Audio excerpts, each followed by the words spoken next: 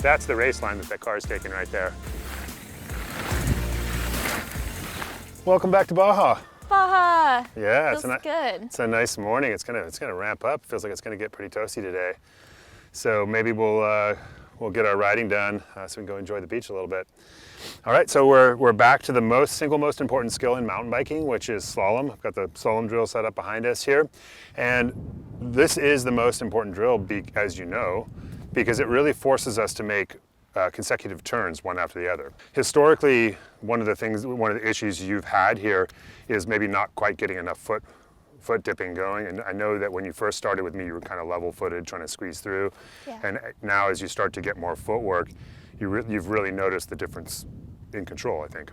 And looking back on the footage, I think what I noticed is that there was a lot of uneven foot dipping and also a lot of like squatting when I wasn't actually applying pressure through the pedals. I was just dipping my body, but I wasn't actually pressuring through the suspension. And that's kind of been like your single biggest go-to that we've been trying to work with, is just kind of that kind of getting down, getting back, and not quite starting tall enough, like, you know, both with your jumping and with your cornering.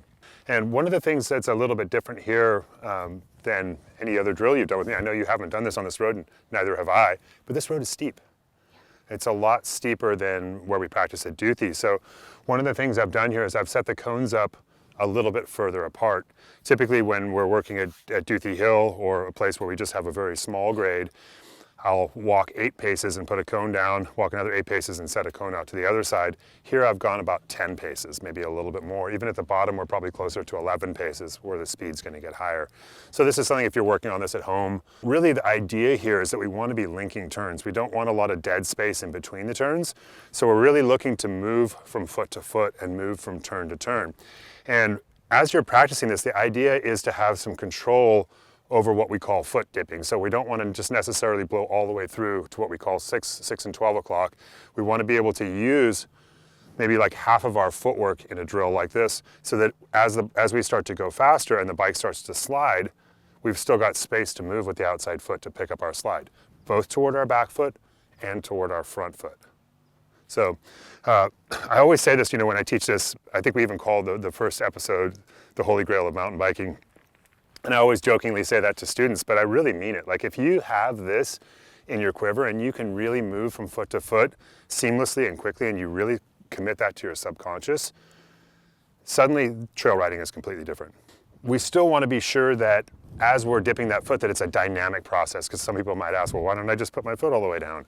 That's not dynamic. We can't really rotate through the hips once the outside foot is just in a static position sitting down. So we're really looking to rotate dynamically on both sides of the body by keeping our feet moving. Now this is something, you know, as you start, if you're newer to riding, just approach the cones a bit more slowly, use a little flatter hill, maybe space them out a little bit further. But we don't have a really wide width here. We've probably got 7 or 8 feet width between the cones, because we're not looking to make really aggressive radius on the turn. We're just looking to get this sensation of moving from foot to foot. If you're like a skier or a snowboarder, this should feel kind of like, you know, busting out some turns and some good powder. Can the camera see my beautiful new drivetrain? You did get a new drivetrain, or is it, you did? Yeah. Oh, good.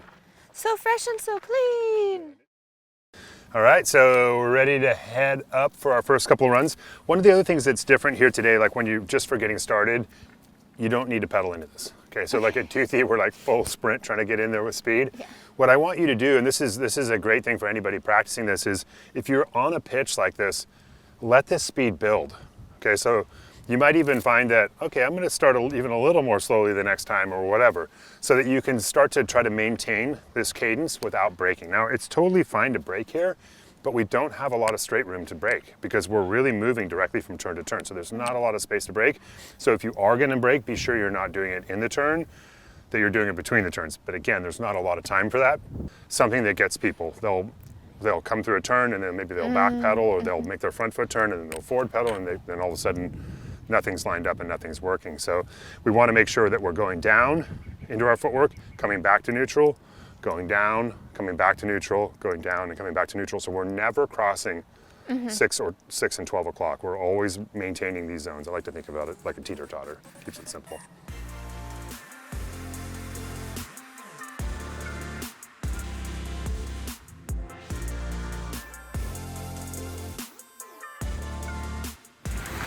It is super loose.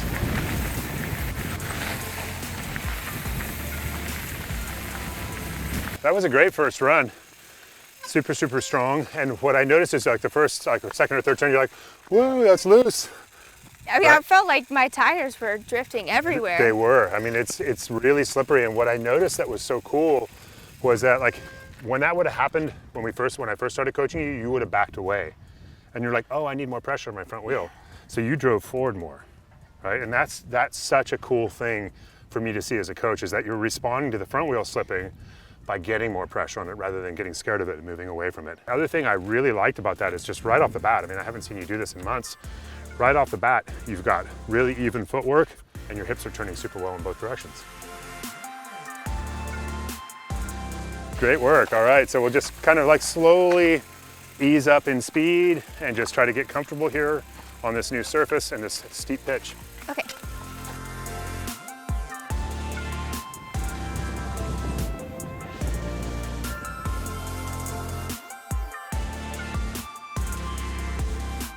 Cool, so now that you're warmed up, I think just timing you. I mean, this is kind of like a little slalom trail here, right? So we can time you top to bottom, see where you're at, and then see if we can start to kind of ramp or bring that time down. All right, we're gonna get our before time here. 5, 4, 3, 2, 1. Beep.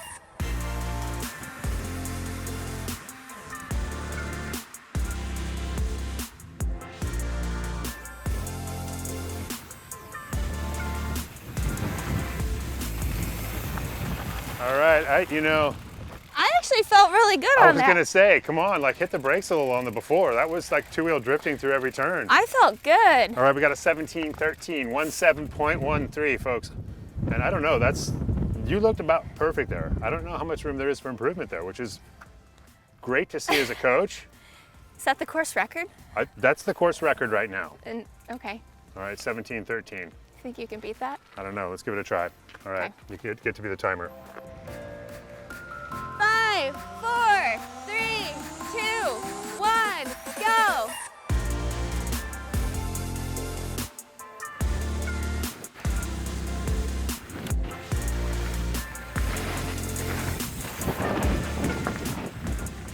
It's a little faster. You got a 12:46. That just shows that there is a bit more time left on the track, right? Okay, what should I do differently to carry more speed, do you think? So you might have noticed there, like today it's loose. Yes. And rather than kind of like, I mean, you're not backing away from the turns, you're driving into it, but you might have noticed I was almost like accentuating my turns, right? So I was really trying to place pressure into the ground because the ground isn't offering me a lot of traction here. So I'm really actually trying to get into it. Okay. And I'm actually trying to get the back wheel to slide. Like as I got closer to the bottom, I started being more successful in getting the back wheel to actually break loose and come around, because that's actually positioning my bike toward the next turn. I don't have to wait to get through the turn and try to set up for the next turn. I'm already through the turn so much more quickly because the back wheel has pushed. Okay. And again, that's not from braking, it's just from being aggressive and aggressively driving forward into the bike. Okay. All right? Try it.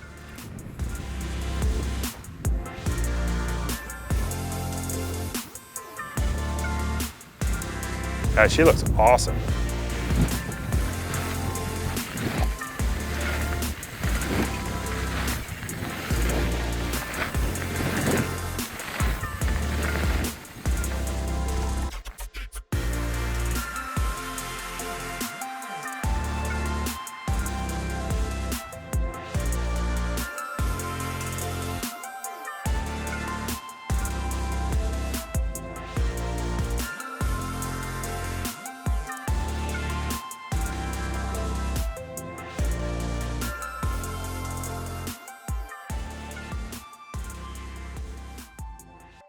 So one of the things that I like most about what I'm seeing from you, and again, we talked about this a little bit when we chatted first this morning before we started, was like you're starting tall and then you're moving in so you can create pressure on your bike. And that's creating a lot more suspension compression. And one of the things we noticed is that you were low the whole time. So I had no way to push. You had no way to push. So now you're a lot taller and you're moving in. I noticed there, I really felt myself getting low in the turn because I'm super tall and it is really loose today, but I didn't start low. I started even taller. I started to notice that I was expanding more and then crouching a bit more in the turn. And that's really important. So we start tall, we move in, that creates compression. Then we're down what I call inside our body. So I'm down in this more crouched position here where I can still go lower, but more importantly, my leg can extend as the bike starts to slide, right? So we're inside our suspension of our bodies. But with good compression of the fork and good compression of the rear shock, we're also inside the compression of the fork and the shock. So it can extend when it slides. Oh, okay. Right? You know, we have also the same thing with our arms. So we're coming in, we're pretty tall. And as we move in, that outside elbow is raising up a little bit. And now the elbow is somewhat bent. So if the front wheel starts to drift, we can deal with it. You know, if it really hooks up and moves in toward us, that's totally fine too. But we have space here. So we're not, you know, all the way compressed in here, and we're not locked out here. We're not all the way extended here, and we're not all the way in here.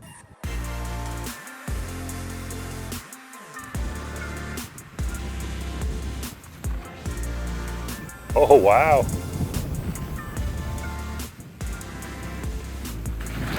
Oh, hit the cone. I think I actually grabbed a little break in one spot that time. Well, you placed them. I know. That's what I thought. I thought, wow, why didn't I take an extra pace this morning? You made them hard. You were looking perfect on here. Like I don't really have a lot of feedback for you other than just stick with that. Like build your speed slowly because I want you to remain confident here. Your back wheel is definitely coming around now. Good. You know, so that's something I think that a lot of people, when their bike slides, they're like, oh God, my bike's sliding, you know, and you freak out. I always jokingly say this, but it's totally true. It's like it's totally fine for your bike to slide as long as the back wheel slides more than the front. When the front wheel slides more than the back, that's a washout. And that's what we get when we scoot rearward too much. But by scooting forward, we place all that weight on the front wheel. And we really get a situation where the front wheel is more weighted than the back, so the back can break loose and come around. So one of the things when I did that timed run that I really noticed, because you know, I'm an ex-racer, and I still remember what it's like. And when you gave me the countdown, I was like, ooh, race time, right? And I was like, okay, how am I gonna get more speed? And I was actually thinking about it as I was riding, and I was really pressuring off my outside foot and really trying to like build speed. This is something we talk about, is that a really talented rider can actually ride with no chain on flat ground because we are creating lateral acceleration here, right? So I was really tapped into that idea of not just being able to pick up the slide with my outside foot rotation, but also like driving the bike and driving it and really trying to generate forward motion without pedaling. So that was one of the biggest things for me over the course of our series, is that I didn't realize you could accelerate on something that was flat. Yeah. You know, we think about snapping turns, we think about berm turns, and yeah, you're going to get way more snap out of a berm turn, but you actually can get lateral acceleration on these flat turns. It just takes belief in what you're doing, and it takes really good technique, right? I mean, the cleaner you are with your technique, the better you can pick up slides, and the more you can get into creating pressure in a way that creates lateral acceleration. Yeah.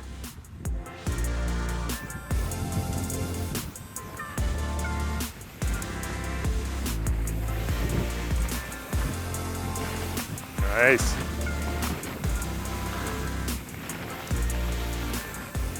So we've got like a good 10 to 15 mile an hour breeze going this direction, and I could still hear your tires on the first one. I mean, that's almost 100 yards away, and I could hear your tires. I could just hear.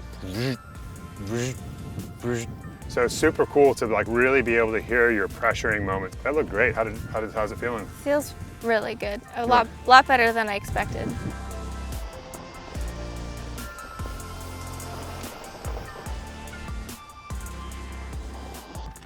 Race time. Race time. All right. So just remember, like when you go up to race, you already know how to ride. I always remind people of this, like racing is just riding really well in a concentrated period when somebody else tells you to go. You know, one of the things that I've been having you do is to do runs and like with maximum effort, and then runs where you don't push as hard. And one of the things that most riders notice is that the times aren't really that different. Okay, so just riding fast doesn't have to feel, or shouldn't even feel, chaotic. It should just feel smooth and terrain's moving past you quickly. Okay. All right. Any questions? I kind of want to do a relaxed one and then just trying a little bit harder. Yeah, let's try that. I think that's a good idea. Turns are great, but that's the race line that car's taking right there. Going straight, a lot faster than making turns. Race run, take one. So this is going to be Linnea's Zen run here where she's just gonna take it chill and see what the time is, and then she's gonna like push really hard for her take 2. All I can say is better her than me. I don't miss racing as much as I loved it. All right, racers ready? In 5, 4, 3, 2, 1, go.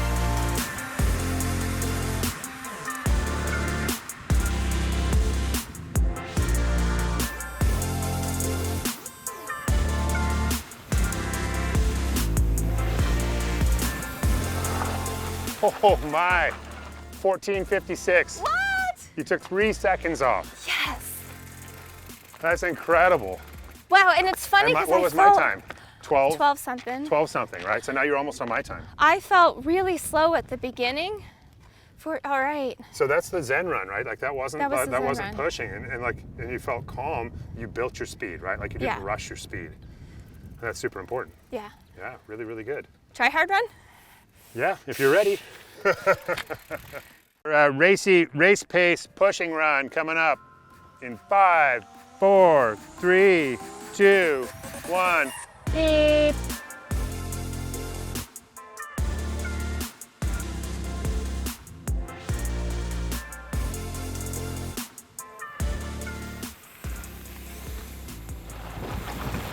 That actually felt pretty good. That was really good.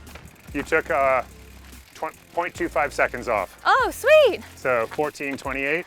I think riding a little bit harder gave me a little more traction in the corners. Isn't that interesting? Yeah, like when you push a little harder, there's more pressure, and if you're in the wrong position, that means things are going to get wonky pretty quickly. Things Dramatically are gonna go better or dramatically worse. Exactly. Yeah. Yeah. But when you're in the right position on the bike, extra pressure means more traction and control. That felt really good. Yeah, that was super, super good. Nice work Sweet. today. 3 seconds off your run time All right, I'll take it. on a quarter of a minute. Right? So like we're talking 10 seconds per minute there. Yeah, I'll take it. That would be a huge difference in your racing. So, yeah, I mean, anything in follow-up to this and any takeaways? You know, besides the confidence of being able to take seconds off, for me, if I see a turn that looks like this in a race run, I'm gonna feel a lot better about it. And one thing that I'm looking to do this summer, if the races happen, is to race in terrain that's more like this and stuff that I'm not used to and I'm not comfortable on, like in Idaho and Montana.